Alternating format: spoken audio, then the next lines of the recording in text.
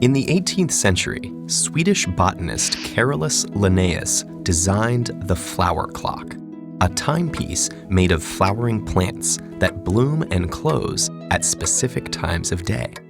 Linnaeus' plan wasn't perfect, but the idea behind it was correct. Flowers can indeed sense time, after a fashion.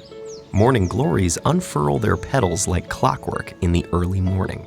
A closing white water lily signals that it's late afternoon. And moonflowers, as the name suggests, only bloom under the night sky. But what gives plants this innate sense of time? It's not just plants, in fact.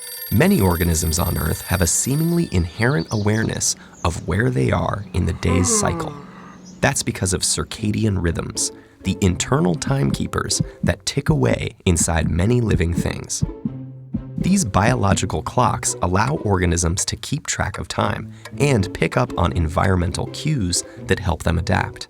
That's important because the planet's rotations and revolutions put us in a state of constant flux, although it plays out in a repetitive, predictable way.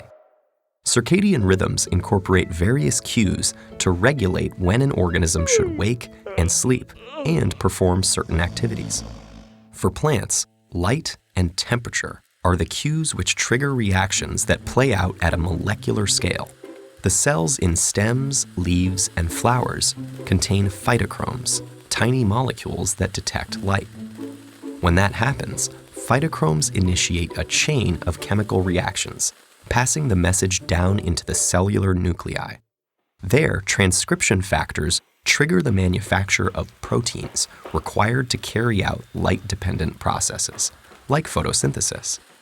These phytochromes not only sense the amount of light the plant receives, but can also detect tiny differences in the distribution of wavelengths the plant takes in.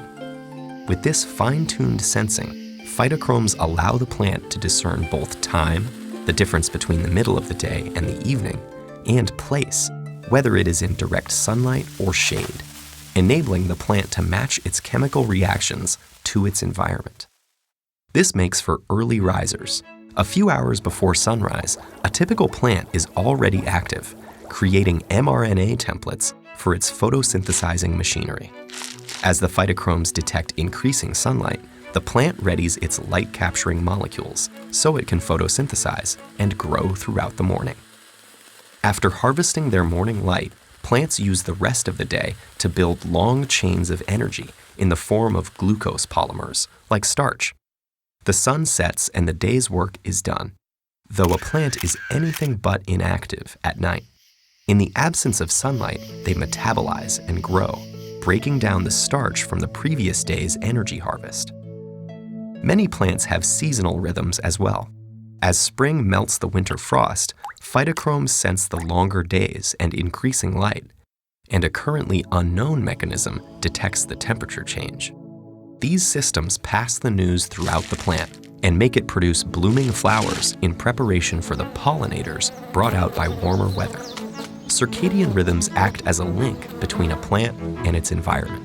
These oscillations come from the plants themselves. Each one has a default rhythm. Even so, these clocks can adapt their oscillations to environmental changes and cues. On a planet that's in constant flux, it's the circadian rhythms that enable a plant to stay true to its schedule and to keep its own time.